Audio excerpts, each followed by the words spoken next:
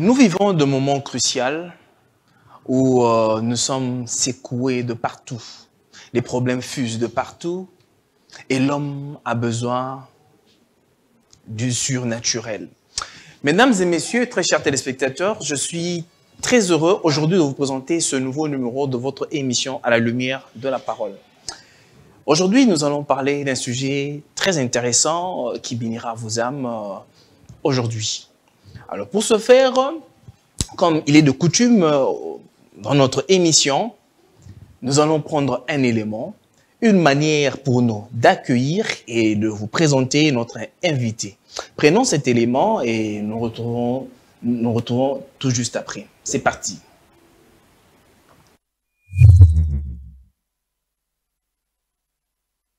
À s'entretuer. Donc, un Moabite a tué un Ammonite. Un Ammonite aussi a tué un Moabite jusqu'à ce qu'il n'y avait plus de survivants. Écoutez-moi très bien. Après ce que tu es en train de vivre, tu n'auras à avoir aucun survivant dans le camp de l'ennemi. Alphée Sékou est un serviteur de Dieu, né de nouveau en 2008, où il passa des moments d'affermissement par le Seigneur, puis se lança au ministère en 2012. L'homme des dieux Alphée Sékou était membre de l'église La Maison de Miséricorde. Il n'y a donc maintenant aucune condamnation. Pourquoi il n'y a plus de condamnation? Pourquoi il n'y a plus de condamnation? La première raison, parce que c'est une conclusion. À Philadelphie, dans la commune de Ngaliema. L'homme des dieux licencié en management bonne gouvernance, il est aussi motivateur de la foi. Passionné du Christ, écrivain prédicateur d'un message christocentrique et axé dans la formation des jeunes serviteurs de Dieu, en discipolat et jusqu'à présent un des associés du pasteur dans l'église Maison Miséricorde.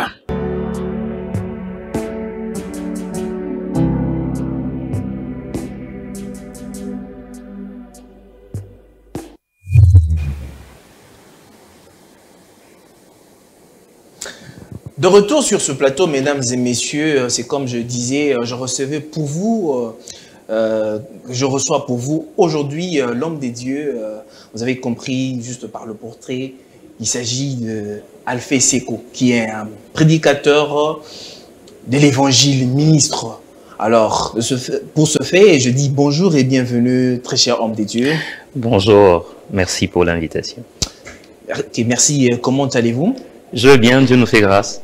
Alors, quelle est votre impression après avoir suivi cet élément qui carrément parle de votre portrait? Déjà, je ne m'attendais pas à ça, voir le portrait, mais bon, c'est moi, en d'autres termes. Ça m'a un tout petit peu ébloui, la manière dont vous avez eu à prendre quelques vidéos de moi. Ok. Donc voilà, je suis impressionné. Ok, en tout cas, merci.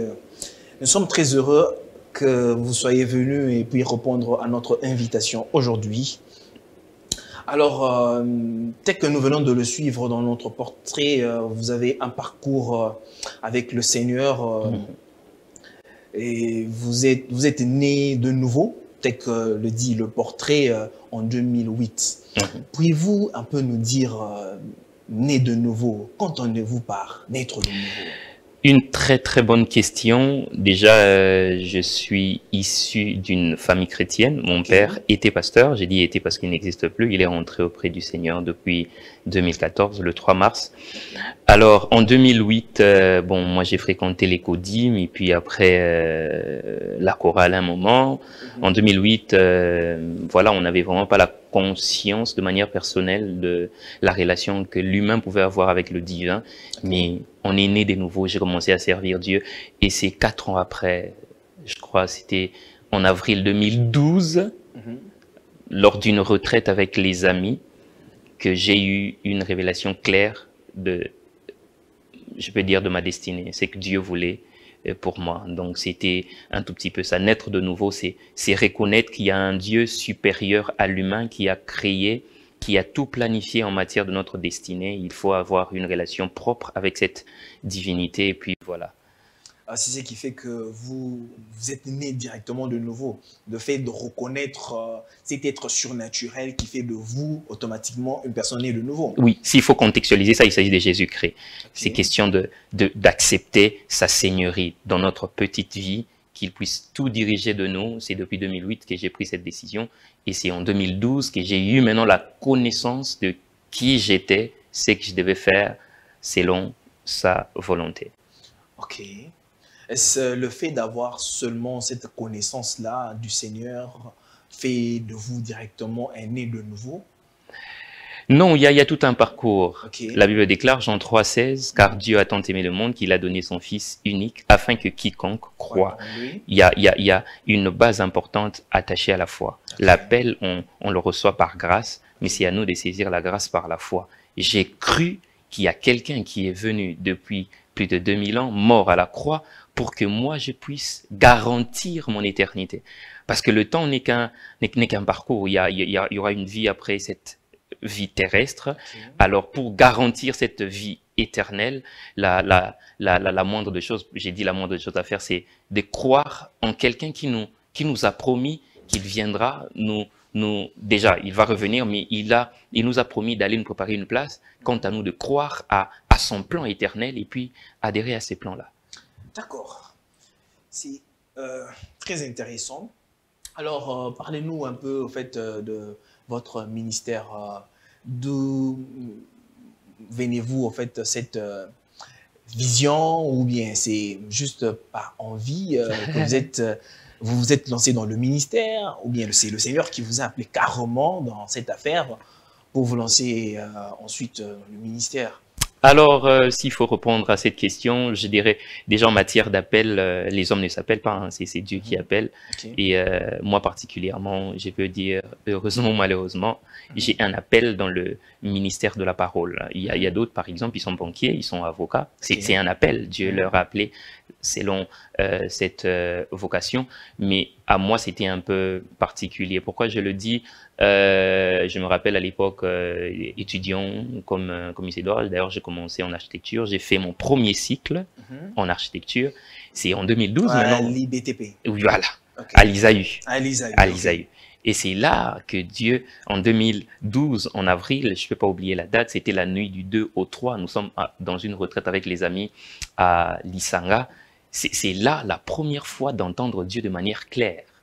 De vos propres oreilles? Oui, de manière claire. Okay. C'est une expérience personnelle.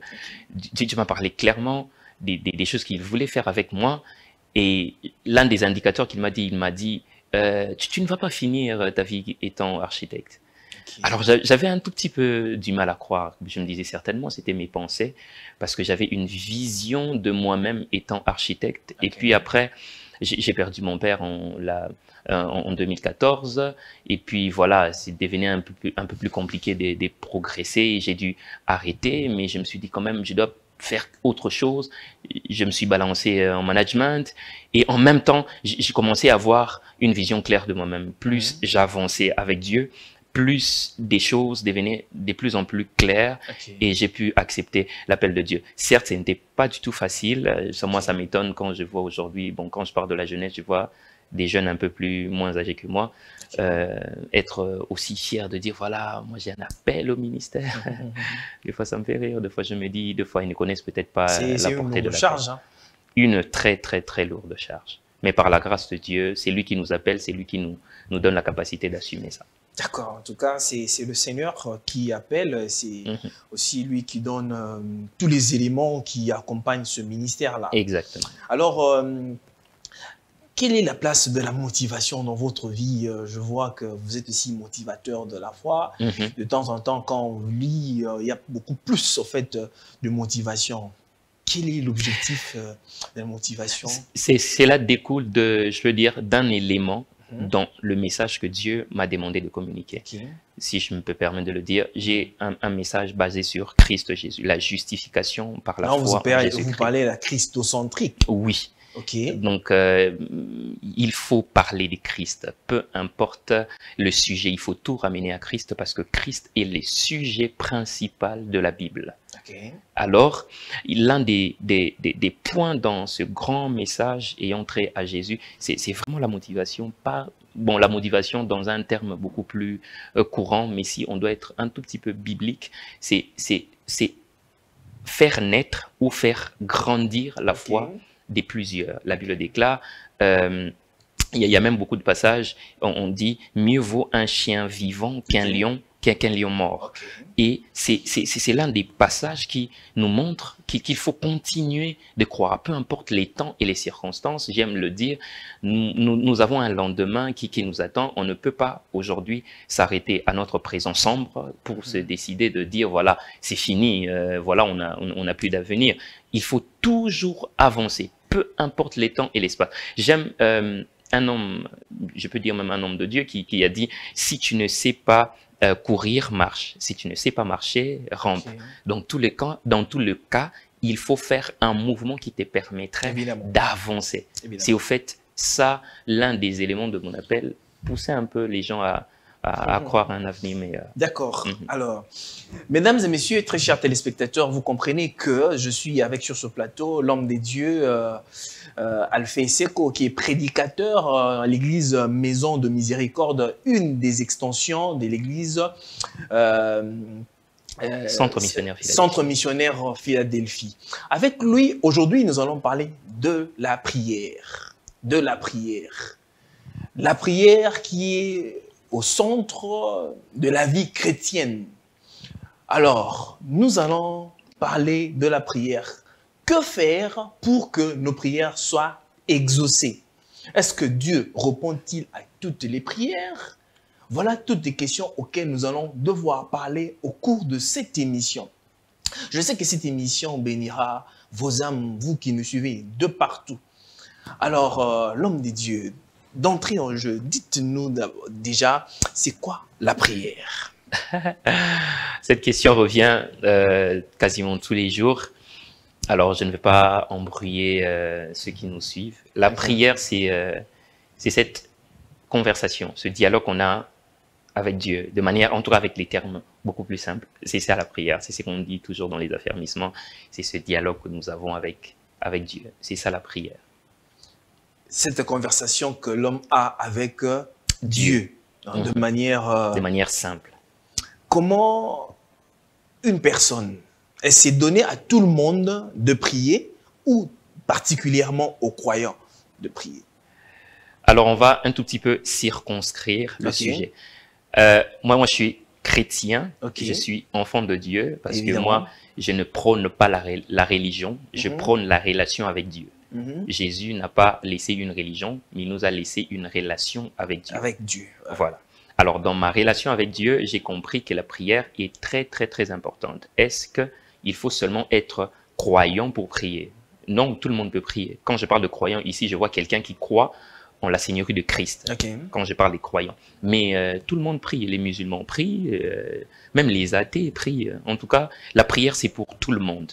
Le grand problème, c'est de savoir qui on est en train de prier. C'est ça, la plus grande préoccupation. Ok. Alors, très cher homme de Dieu, quand et pourquoi faut-il prier? Quand il faut prier tout le temps. La Bible déclare prier sans cesse. Donc, il faut toujours prier. Pourquoi il faut prier? Parce que il y a déjà plusieurs raisons. Pourquoi il faut prier? Parce que c'est un commandement. Hein. C'est un commandement. Et si je dois encore m'étendre un tout petit peu, la prière, c'est la seule chose dont les disciples ont fait mention d'un besoin d'apprentissage. Les disciples ont vu Jésus faire des miracles. Ils n'ont jamais demandé à Jésus, apprends-nous comment multiplier le pain. Apprends-nous comment marcher sur l'eau. La seule chose dont les disciples ont fait besoin, genre qu'ils voulaient vraiment apprendre, c'était la prière. Maître, apprends-nous comment prier. C'est ça, la clé. Un homme a dit un jour, il croit, je suis d'avis aussi, que toutes les portes de la vie ne s'ouvrent pas par la prière. Toutes les portes de la vie ne s'ouvrent pas par la prière. Mais si la prière n'est pas la chose qui ouvre les portes de la vie, mais la prière peut être la main qui tient la clé qui ouvre les portes de la vie. Donc là, pourquoi prier? Parce que c'est un commandement, parce que c'est soit la clé qui ouvre les choses sur la terre, soit c'est la main qui détient la clé qui ouvre les choses sur la terre. Vous avez parlé de quelque chose là que la Bible dit, prier sans cesse. Sans cesse. Quand on ne vous pas prier sans cesse, faudrait-il aller dans les églises comme le font aujourd'hui, vous les hommes de Dieu, vous amenez les gens pratiquement tous les jours à l'église, du lundi à dimanche, et du matin jusqu'au soir, c'est ça, prier sans cesse, ou bien il y a une autre façon, ou bien une autre interprétation de la Bible qui dit carrément par rapport à la prière, prier sans cesse. La notion de la prière n'est pas attachée à un lieu. Okay. La notion de la prière est attachée à la relation qu'on a avec Dieu. Malheureusement, aujourd'hui en RDC, on a l'impression que prier sans cesse, il faut prier tout le temps, aller à l'église. Au fait, c'est ça le problème. Nous vivons dans un monde où il y a trop la notion, où on voit trop les choses à l'extrême. Vous voyez, on essaye juste pas d'être équilibré. Il faut équilibrer les choses. Déjà, Christ lui-même, parlant une fois, il parle avec la femme samaritaine. La femme samaritaine balance une question à Christ. Alors, où devons-nous adorer? Ils étaient juste à côté d'une montagne. Il dit, est-ce là nous devons adorer? Christ est en train de shifter un peu les choses. Il dit, non, l'heure est venue où les vrais adorateurs adoreront le Père en esprit et en vérité. Le problème n'est plus un lieu physique pour être en contact avec Dieu. Le problème, c'est notre esprit, la disponibilité du cœur qu'on a, qui nous permet d'être directement en contact avec Dieu. Au point où je peux prier à la maison, je peux prier à l'église, je peux prier dans ma chambre, je peux prier dans un taxi, je peux prier dans mon véhicule. À tout moment, je peux prier. C'est ça la notion de prier sans cesse. Donc, la notion de prier sans cesse n'est pas attachée à un lieu d'abord, c'est attaché à une relation qu'on a avec Dieu d'abord. Alors, qu'est-ce qui fait que vous prenez les gens pratiquement à longueur de journée? Les gens ne peuvent plus aller, par exemple, travailler. C'est comme là où moi je suis, juste mes voisins à côté, il y a une église, mais ils font du bruit pratiquement tous les jours. Je me pose la question, est-ce que ces gens-là travaillent, ils ont des occupations ou comment? C'est quoi cette affaire d'être là à l'église chaque jour, prétextant qu'il faut prier? Quelle est votre réaction par rapport à ça? Alors, c'est ce que j'étais en train de dire. Il y a beaucoup de gens qui ne sont pas de nos jours équilibrés. Gloire à Dieu, moi, dans notre communauté, nous sommes très, très équilibrés. On a des cultes de 2 heures seulement. Okay. Yeah. seulement, Mercredi, jeudi, dimanche. Vos cultes durent seulement 2 heures. Okay. Mercredi, culte d'enseignement. Jeudi, culte des prières ou d'intercession. On est sur les nattes. C'est d'ailleurs répandu dans la ville. Jeudi et Toko. C'est connu en tout cas dans la ville. Et puis dimanche.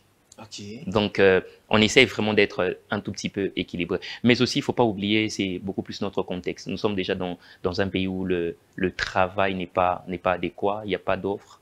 Alors, tout le monde essaie de se recroqueviller dans la prière, implorant la grâce de Dieu d'ouvrir un peu les portes pour le travail.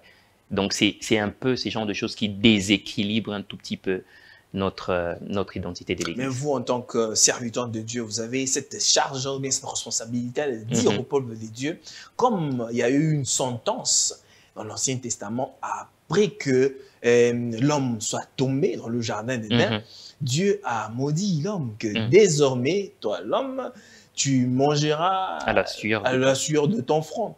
Et que l'homme est obligé carrément de travailler dur pour manger. Alors, le fait d'être là à l'église, parce que la manne ne tombe plus des cieux, l'homme doit sortir pour chercher, fournir un effort, et que ça ne doit pas venir comme ça du ciel. Yeah. Moi, j'ai un principe. Moi, je crois que c'est même l'une de mes clés de ma petite vie. J'ai toujours dit, surtout même à mes amis, j'ai dit quand je prie, je fais comme si la réussite de ma vie dépendait de la prière. Okay. Quand je travaille, je fais comme si la réussite de ma vie dépendait du travail. Il ne faut pas travailler sans prier, il ne faut pas prier sans travailler. Il faut un cocktail du travail et de la prière. Okay. C'est tout. Ok. Alors, cher homme de Dieu, dites-nous, est-ce que Dieu, dans sa seigneurie, dans sa grandeur, parce que c'est une affaire de la prière. Les téléspectateurs qui nous suivent en ce moment, parce que les gens dans les foyers ont des problèmes, des trucs qui dérangent les enfants des dieux. Il y a divers problèmes. Et il y a des solutions qui jusque-là n'ont pas de solution, des problèmes qui jusque-là n'ont pas de solution. Les gens se posent beaucoup de questions, c'est ce qui fait que les gens vont à l'église. Est-ce que Dieu répond à toutes les prières lui sont faites? J'aimerais vraiment être Dieu, comme ça, avoir un peu cette question, comme ça, étant Dieu, j'allais vraiment mieux répondre. Déjà, je ne sais pas si Dieu répond à toutes les prières, mais il y a quand même certaines choses, certains éléments qui doivent accompagner notre prière, et ces choses feront en sorte que notre prière rencontre l'exaucement. C'est à cause de ça, j'ai dit, Dieu peut répondre à toutes sortes de prières, en même temps, il ne peut pas. Parce que quand on prie, il faut s'attendre à un non, à un oui, à un attends aussi. Attends. Vous voyez? Alors, il y a tout ça. Dieu ne peut pas répondre à toutes sortes de prières. Déjà, si c'est une prière qui n'est pas alignée à sa volonté, Dieu n'exauce pas une prière qui n'est pas selon sa volonté. Quel est ce genre de type de prière qui doit être aligné à la volonté des dieux? J'aimerais mieux déjà rentrer dans la prière de notre Père, parce que la prière de notre Père, c'est le prototype de la prière. Ce n'est pas une récitation, c'est le modèle de la prière qui doit normalement nous aider à mieux prier, parce que les disciples disent à Jésus, montre-nous comment nous devons prier. Dans le fond de leur question, ils veulent avoir une vie de prière, mais une vie de prière efficace. Quand on prie, qu'on ait des résultats. Alors Christ répond, il dit, quand vous priez, littéralement, il dit, à l'intérieur de votre prière, il dit, dites. Déjà, la prière ne se pense pas, la prière ne se réfléchit pas, la prière se dit. C'est une inspiration divine. Oui, il faut parler qu'on prie. Il dit, dites notre Père qui est aux cieux. Ok. Au moment où Christ est en train de parler à des disciples, les disciples savent qu'il y a Dieu, mais ils ne connaissent pas la révélation de Dieu comme Père. Déjà, la première base dans la prière qui cadre dans la volonté de Dieu, il faut s'approcher de Dieu, pas comme Dieu, mais comme Père. On ne prie pas Dieu seulement, on prie notre Père. Donc, le premier point d'une prière qui est alignée à la volonté de Dieu, c'est la relation qu'on a avec Dieu. Si on n'est pas en relation avec Dieu, comment il va exaucer notre prière? Vous voyez? Est-ce que Dieu est ton Père? David, un peu plus tôt, il dit, l'Éternel est mon berger, je ne manquerai de rien. Le fait qu'il ne manque de rien découle de sa relation qu'il a avec Dieu comme étant son berger. Comment nous, on peut prétendre aujourd'hui prier alors que nous sommes très loin de Dieu? On ne sait même pas l'appeler Père et on veut qu'il exauce notre prière. Et même à l'intérieur de la prière de notre Père, Christ est en train de dire, dites que ta volonté soit faite sur la terre comme au ciel. Est-ce que l'humain connaît la volonté de Dieu? Vous voyez? Donc il y a tous ces éléments qui doivent être mis ensemble pour attirer notre exaucement. Alors, qu'est-ce que le chrétien peut carrément faire? Parce qu'on dirait qu'il y a des préalables pour être exaucé par Dieu. Parce que Dieu est un Dieu des principes. Qu'est-ce que l'homme peut faire? Comme je viens de dire tout à l'heure, les gens ont tellement de problèmes. Nous vivons de moments cruciaux où l'homme a vraiment besoin de Dieu. Ou quelqu'un qui a prié. Prier, et pas de résultat. On dirait que la personne devient un peu exténuée. Il se pose la question, est-ce que Dieu existe? Alors, ce genre de personnes, qu'est-ce que pouvez-vous, en tant qu'homme de Dieu, comme on vient de... Vous êtes aussi identifié comme un motivateur de la foi. Qu'est-ce que vous pouvez dire à une telle personne qui est carrément comme désespérée? J'ai beau prier, je suis malade face à telle situation. Qu'est-ce que je peux faire encore d'autre? Alors, avant même de toucher les éléments qui, des manières bibliques, qui nous conduisent à l'exaucement, j'aimerais quand même placer une base importante, c'est que Dieu nous exauce par grâce. Hein? Il dit dans sa parole, j'ai fait grâce à qui j'ai fait grâce, j'ai compassion de qui j'ai compassion. Et la notion de l'exaucement divin est très attachée à la notion de sa souveraineté. Il y a des gens qui prient 5 minutes, ils ont l'exaucement. Mais tu es là 10 ans en train de prier pour le même sujet, il n'y a pas d'exaucement. Il y a tout ça. Ça n'engage que Dieu. Tout ce que moi, je vais essayer de nous dire ici, à nous la prière, à Dieu l'exaucement. Il n'y a vraiment pas une chose que quand on fait, et puis Dieu se dit, voilà, je me sens obligé d'exaucer. Non, il nous exauce par grâce. Il y a des gens qui ont manifesté une plus grande foi que nous. Mais Dieu ne leur a pas exaucé. Pourquoi? Parce qu'il fait tout par grâce. Mais il n'y a même pas de durée. Non. Il n'y a pas de durée. Non, mais en même temps, il y a aussi la notion du temps par rapport à des circonstances bien spécifiques. Je donne un exemple. Il dit à Abraham, tes descendants seront captifs dans une terre qui ne va pas leur appartenir. Il fait allusion au peuple d'Israël qui sera en Égypte. Il dit pendant 400 ans, imaginez un peu, c'est Dieu qui parle, hein? Il dit pendant 400 ans. Mais avant 400 ans, même si tu pries, Seigneur, sors-moi de cette situation, tant que les années que Dieu avait prédit ne sont pas arrivés, rien ne va changer. Quelqu'un encore a eu à dire un jour, le temps est un autre nom de Dieu. Il y a des choses pour lesquelles il ne faut même pas prier. Okay. Dieu les a déjà placées dans le temps, il faut être patient pour les avoir. C'est comme un bébé qui vient de naître, à peine tu commences à parler, tu dis « Seigneur, je veux que la barbe pousse ». Non, attends à avoir 15, 16, 20 ans. Comme ça me rappelle la barbe va pousser. Notre grand frère aîné qui priait à ce que Dieu puisse, il était courte taille, il priait à ce que Dieu puisse donner. Donc il y a ça. Il y a ça. Alors, pour les personnes qui vont pratiquement tous les jours à l'église, qui prient, qui pleurent à Dieu, est-ce la voie pourvue par Dieu pour que l'homme soit exaucé ou comment? Ou bien le fait d'être là matin, midi, soir en train de pousser, comme quelqu'un qui est en train de courtiser une femme jusqu'à accepter? Faudrait-il faire ainsi comme on le fait dans toutes les églises, ou il y a une autre façon d'aborder Dieu, ou il y a une autre approche? Je vais prendre deux textes de la Bible de manière claire, et puis je vais dire 2 ou 3 choses. C'est Matthieu. Okay. Christ dit dans Matthieu 7,7. Il dit, demandez, l'on vous donnera. Okay. Cherchez et vous trouverez. Okay. Frappez, et on vous ouvrira. Christ revient encore, il dit, tout ce que vous demanderez avec foi par la prière, il vous sera accordé. Ok. Il parle toujours de la prière. Il nous fait mention qu'il y a des choses qui se demandent, il y a des choses qui se cherchent, il y a des choses, il faut frapper pour les avoir. Il y a la notion de l'insistance, là. Quand on demande, quelqu'un d'autre nous donne. Mais il y a une dimension dans la prière où il faut chercher. Ce n'est pas quelqu'un qui te fera trouver, c'est toi-même qui dois trouver. Et puis, il y a encore une autre dimension dans la prière, il faut frapper jusqu'à ce qu'on doit comme la veuve Bartimée. Par exemple, il était à bout, Christ n'a jamais visité Jéricho. C'était la seule fois où Christ a visité Jéricho. Donc, juste après sa sortie de Jéricho, il doit aller à Jérusalem pour être crucifié. Alors, il se dit, mais attends, si je l'appelle Jésus, ça allait être compliqué, parce que tout le monde l'appelle Jésus. Je dois l'arrêter différemment. Il y a une notion d'insistance. Ce n'est pas parce que je ne suis pas en train d'encourager qu'il faut aller à l'église tout le temps. Non. Mais il ne faut pas mystifier aussi les gens parce qu'ils vont à l'église. On ne connaît pas leurs problèmes. Peut-être qu'ils sont en train d'insister et tout dépend de leur insistance par rapport à l'exaucement. Tout ce que vous demanderez en priant avec foi, l'insistance est un indicateur de la foi. Comme vous l'aviez mentionné tout à l'heure, c'est comme si je suis en train de courtiser une dame. Bon, moi, je parlerai de ma femme. Ça m'a fallu 1 an pour la voir. Waouh! On était amis, voilà. Vous étiez tenace, hein? Bien sûr, on était en train de parler. Voilà, j'étais là, je parlais. Cette insistance-là, je savais ce que je voulais. Alors, ne me découragez pas parce que je suis en train d'insister par rapport à une chose qui vaut la peine par rapport à ma destinée. Non.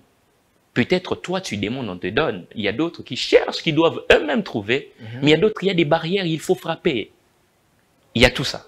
Ok. Donc, en quelque sorte, il faut être persévérant. Exactement. Alors, pour être persévérant, ça requiert quand même, je sais pas moi, quelques normes. Ça requiert quelques normes, comme par exemple, vous pouvez nous étayer les normes qui demandent à ce que quelqu'un soit persévérant dans la prière. Parce que sans, par exemple, objectif, on ne peut pas être persévérant par rapport à la chose que nous escomptons à avoir. Il faut être persévérant. J'aime toujours donner généralement les images. Le fruit produit dans un arbre, ou soit sur un arbre, à cause de la constance de l'arbre sur un même lieu. L'arbre est planté, il est toujours là, il ne bouge pas, on asperge de l'eau, ainsi de suite. Et puis, après un temps, on commence à voir le produit et le fruit apparaître. C'est exactement ça la vie des prières. Tu insistes dans la prière par rapport à ce que tu veux jusqu'à ce que tu verras le fruit. Moi, j'ai toujours dit, tant que Dieu ne t'a pas exaucé, n'arrête pas de prier. Des fois, cher homme de Dieu, des fois, c'est en tout cas c'est pénible. C'est pénible. Il y a des personnes qui sont restées là des années, priant le Seigneur pour une seule cause. Mais ne voyons rien. Des années, années. Je vais encore répondre à cette préoccupation. Plus ça traîne, plus c'est grand. La grossesse de l'insecte appelé moustique fait généralement 24 heures. Mais la grossesse d'une poule fait 21 jours. La grossesse d'une femme, c'est 9 mois. La grossesse de l'éléphant, c'est 2 ans. Vous voyez l'image? Plus La grossesse prend du temps, plus c'est grand. Ne te plains pas parce que ça prend du temps. Mais à ce moment-là, on se pose tant de questions. C'est normal. Est-ce que Dieu existe bel et bien? Est-ce que Dieu me connaît? Est-ce que mes prières arrivent-elles à Dieu, ou bien il y a quelque chose que j'ai fait comme après avoir repenti de tous ses péchés, on a fait passer sa vie au peigne fin, on regarde, il n'y a rien, mais on prie, il n'y a rien du tout. Il ne faut pas remettre en cause l'existence de Dieu, ou soit l'amour de Dieu par rapport à son amour par rapport à notre existence, à cause du fait qu'il nous exauce ou pas. Non. Il est Dieu, d'ailleurs, il nous aime tous de la même manière. Son amour est constant, ça ne bouge pas. L'exaucement, c'est lui qui décide. C'est toi qui pries, mais c'est lui qui nous exauce. Donc ça dépend un tout petit peu de lui. Nous, on ne fait que croire, on ne fait que prier, on ne fait que rester persévérant dans la prière, on ne fait que obéir à sa parole, on essaie d'avoir une bonne relation avec lui. Quand il va décider de nous exaucer, au temps convenable, ça viendra. Au temps convenable, ça viendra, mais pendant tout ce temps-là, la personne est en train de gémir, en train de souffrir. Alors, quelle attitude prendre face à une telle situation? Quand on a poussé, on a prié, on a fait des jeûnes et prières, ainsi de suite. Quelle attitude? Jérémie est en train de dire, Jérémie, un des prophètes majeurs de la Bible, parce que ça arrive, hein, on rencontre tellement des contradictions, on est fatigué de tout. Jérémie est en train de dire, quand je regarde à l'absinthe, quand je regarde au poison, si je peux contextualiser ça, quand je regarde à mon présent, à tout ce que je suis en train de traverser, Jérémie dit, mon âme est abattue au-dedans de moi. Mais Jérémie ne s'arrête pas là. Il dit, voici ce que je vais repasser dans mon cœur, ce qui me donnera de l'espérance. Les bontés de l'Éternel. C'est que les bontés de l'Éternel ne sont pas épuisées, ses compassions ne sont pas à leur terme. C'est au fait ça. Des fois, quand je vois quelqu'un qui passe par des temps difficiles, je lui dis, le présent n'a pas totalement raison. Demain sera glorieux. Continuons. On n'a que ça. On ne peut pas puiser la force à l'extérieur de nous. Jérémie a dit, voici ce que je vais imposer dans mon cœur. Il faut avoir cette attitude. Même quand ça ne va pas, tu te dis, voilà, et au Simba. Alors, Alpha Seko, dites-nous un peu, êtes-vous déjà passé par une situation terrible qui vous a poussé à un certain niveau de vous poser la question de votre existence sur Terre? Bien sûr. Et quelle a été votre attitude et comment vous en êtes sorti? Bon, sans pour autant faire mention de la chose, je sais de quoi je parle. Et c'était tellement difficile. À un moment d'ailleurs, j'étais en train de me poser la question, est-ce que Dieu me connaît vraiment? Est-ce que Dieu me connaît? Je me plaignais beaucoup. Et c'est mon père spirituel, le pasteur Trésor Fambois, mais que je salue, mon pasteur de la Maison de Miséricorde. Voilà, là on est même en train d'aligner ma pensée par rapport à ce que je vais dire tout à l'heure. C'est quand j'ai perdu mon père. Alors, il m'a juste dit une seule phrase. Il m'a dit, je sais pas, je sais même pas s'il se rappelait de ça, mais pour moi c'était une parole qui m'a, voilà, relevé quoi. Il me dit, les Moïse n'entrent pas dans la terre promise. Ça veut dire? Voilà, je vais expliquer. C'est tout ce qu'il m'avait dit, hein. Les Moïse n'entrent pas dans la terre promise. Il m'a dit, il y a des choses que Moïse ne peut pas faire. C'est Josué qui doit continuer ça. Mais il y a des choses, voilà, ton père a commencé, mais il ne pouvait pas avoir accès à ça. C'est toi qui dois prendre le relais de ça. Au début, je ne comprenais pas. C'est 2 ans après que j'ai eu la révélation claire de cette portion-là. Je me disais, si mon père était en vie jusqu'aujourd'hui, je n'allais pas être celui que je suis aujourd'hui. 1, je suis cadet. 2, il me chérissait tellement. C'est sa perte qui m'a vraiment introduit dans ma destinée. S'il était encore là, j'allais avoir peur de quitter ma zone de confort. Il y a des situations comme ça, quand ça nous arrive, on se remet trop en question. On peut même dire, est-ce que Dieu m'aime vraiment? Dieu nous aime au-delà des expériences négatives que nous rencontrons sur la terre. Vous imaginez quelqu'un comme Christ, le Fils de Dieu, quand il devait venir dans le temps. Où est-ce qu'il est né? Dans une crèche. Est-ce qu'un Dieu peut naître vraiment dans une crèche? Non. Est-ce qu'on doit remettre en cause l'amour de Dieu parce que nous sommes Congolais Eux sont européens? Non. Il est le maître des temps et des circonstances. Et des circonstances.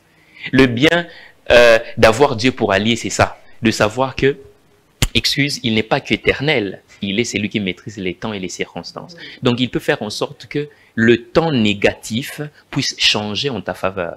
Les frères des Joseph l'ont vendu. Il est descendu en Égypte comme un esclave, vendu. Mais c'est le même Joseph qui est devenu quasiment premier ministre de l'autre côté. Parce que Dieu est le maître des temps et des circonstances. Alors, peut-être il y a un cas de quelqu'un qui est en train de me suivre en ce moment, qui est désespéré.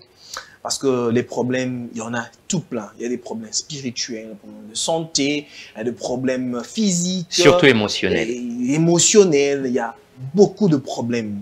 Alors ces gens-là sont là, ils sont dans des églises, ils ont parcouru plusieurs églises. Encore une des raisons, les gens pensent que le fait de passer d'une église à une autre, on dirait que là-bas il y a Dieu.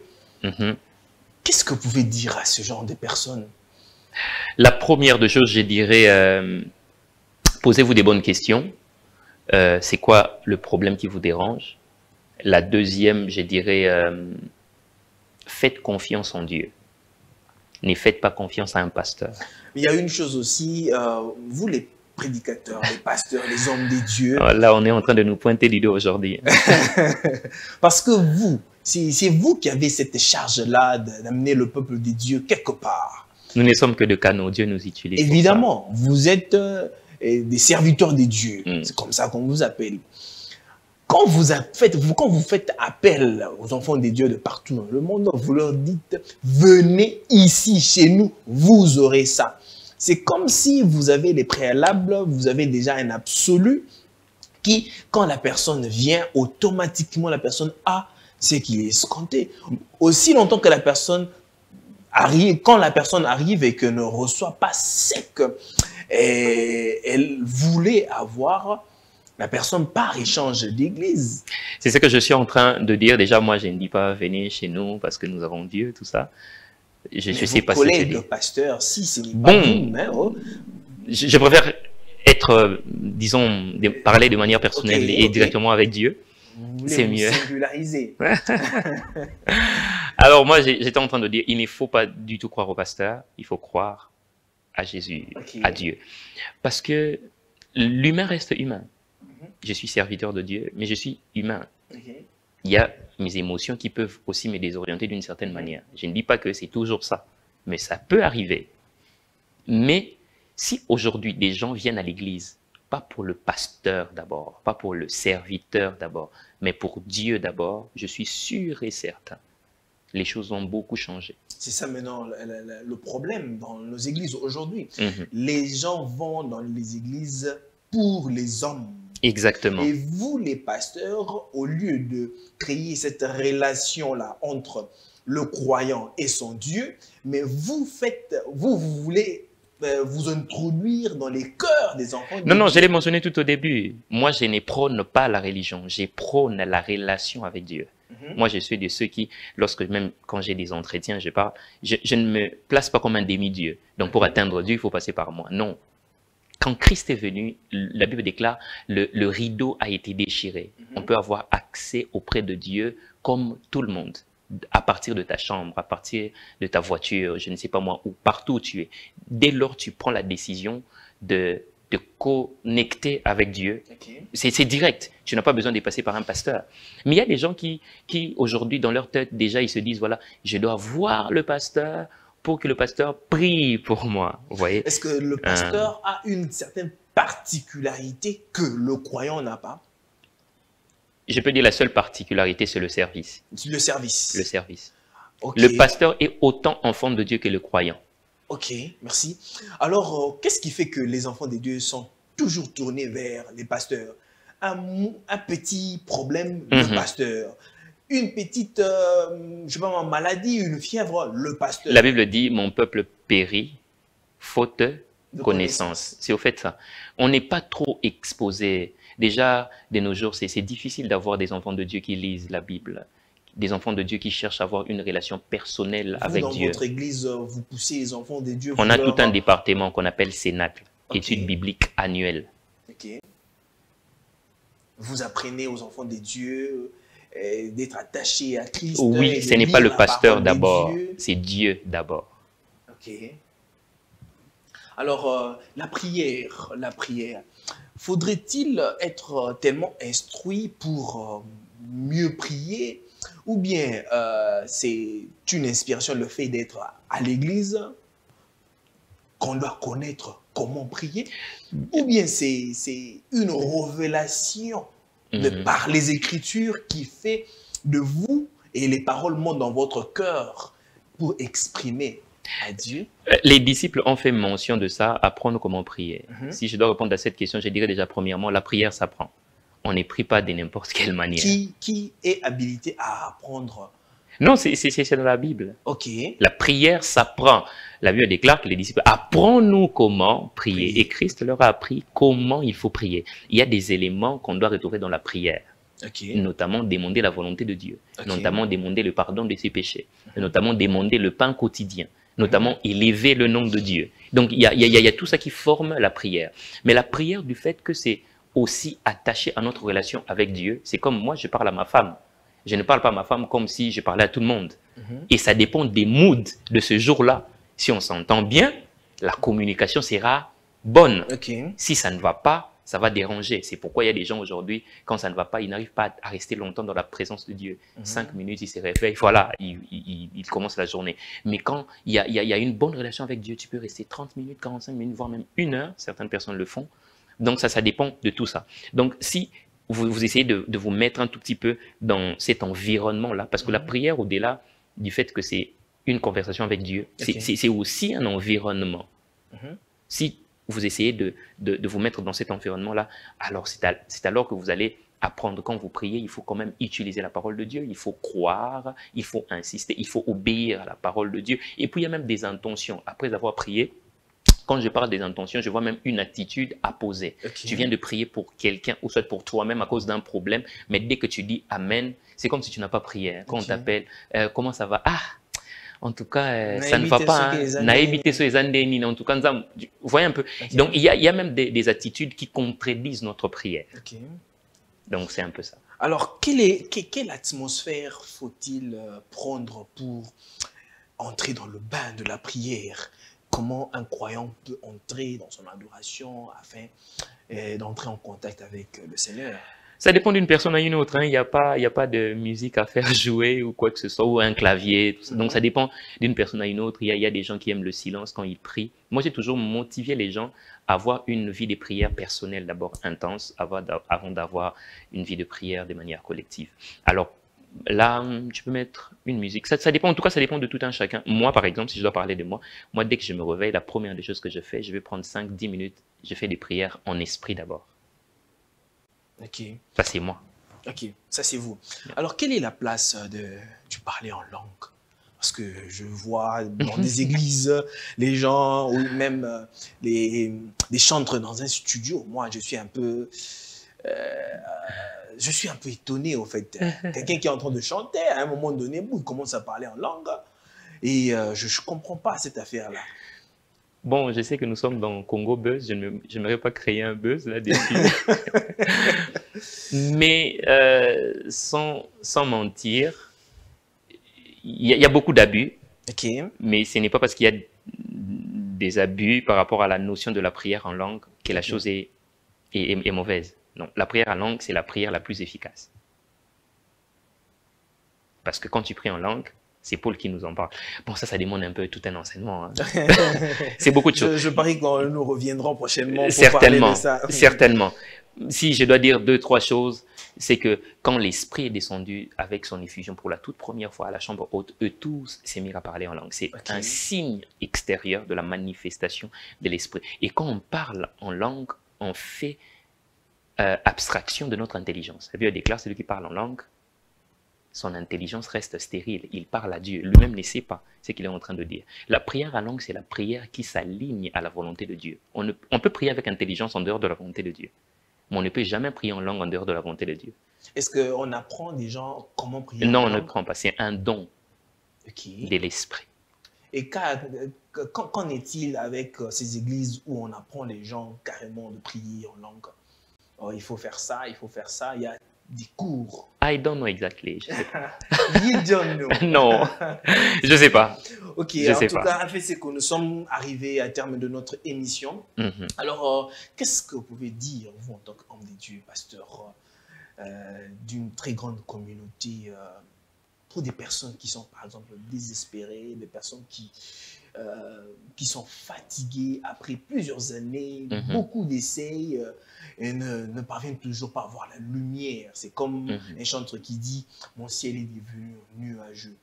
Qu'est-ce que vous pouvez dire, vous, en tant qu'homme de Dieu, à cette personne-là qui le suit en ce moment? Je sais déjà, vous passez par des temps très difficiles et s'il faut essayer d'identifier chaque problème, ça sera en tout cas très difficile encore, mais ce que je peux nous dire, c'est que n'arrêtez pas de croire. Même les hommes disent l'espoir fait vivre. N'arrêtez pas de croire. Peu importe le temps dur que vous êtes en train de connaître, de traverser, n'arrêtez pas de croire. Continuez de croire, proclamez la parole. Si vous êtes vraiment attaché à la parole de Dieu, la Bible, lisez-la, fortifiez-vous. Christ, que dis-je? Dieu est en train de dire à Josué, fortifie-toi et prends courage. C'est très important quelquefois de se fortifier. N'attends pas à ce que Dieu puisse te fortifier, parce que Dieu n'a pas dit à Josué, je vais te fortifier. Non, il dit, fortifie-toi et prends courage. Essaye de te fortifier, prends courage, proclame des paroles qui vont te ranimer et non qui vont t'affaiblir. Ce sont les mots que je peux te dire. S'il y a encore autre chose que je peux mentionner, c'est que le présent ne nous dit jamais tout. Le présent n'a pas toujours raison. Il y a toujours un avenir glorieux, meilleur que Dieu nous réserve. Il ne faut pas arrêter de proclamer cet avenir, pour croire en cet avenir et croire surtout en Dieu, le maître des temps et des circonstances. Lui, il peut tout faire pour te faire sortir de cette situation. Et je crois même qu'il va t'aider à sortir de cette situation. Il y a certaines personnes qui nous suivent sans pour autant vous dire ce qui va arriver, mais cette année ne finira pas comme ça. Il y a des problèmes qui seront oubliés. J'aime le dire. Je peux même poser une question à la personne avec qui on est ici. Où sont passés les problèmes qui vous ont dérangé en 2002? Les problèmes qui vous ont embêté en 2015, est-ce que ça existe encore? Non. Voilà. De la même manière que ces problèmes sont passés, même les problèmes qui vous tracassent présentement passeront. Voilà. En tout cas, c'est la parole de l'homme des dieux ici sur notre plateau. Alors, votre dernier mot, cher prédicateur. J'ai dit un grand merci pour l'émission. En tout cas, j'étais très content de passer ces temps, surtout de partager la parole, la pensée de Dieu à plus d'un. Nous bénissons l'Éternel. Un autre mot, que Dieu vous bénisse, que Dieu puisse vous étendre. C'est vraiment ma prière. Que Dieu puisse vous étendre, qu'il vous étonne également en tout et pour tout. Et pour ceux qui nous suivent, au-delà de la prière, ayez une bonne relation avec Dieu parce que on ne sait toujours pas quand est-ce qu'il va revenir. Il revient bientôt. Crois en lui, attache-toi à lui, c'est le plus important. Si tu n'as peut-être pas de moyen d'avoir une belle maison sur la terre, garantis au moins ton éternité en donnant ta vie à Christ et lui seul peut t'aider à mieux vivre dans l'au-delà. Que Dieu vous bénisse. Amen. Mesdames et messieurs, vous avez compris que nous sommes arrivés à terme de notre émission. Vous qui nous avez suivis sur les antennes de Congo Buzz Télévision, ne cessez de croire au Seigneur. Continuez à croire, car Dieu est réel et il connaît toutes choses. C'était les paroles de l'homme des dieux. Je recevais pour vous l'homme des dieux, Alphée Seko, qui est prédicateur à l'église Maison de Miséricorde, une des extensions de l'église Philadelphie. Alors, pour moi, je vous dis au revoir et nous nous retrouverons dans un nouveau numéro. Shalom.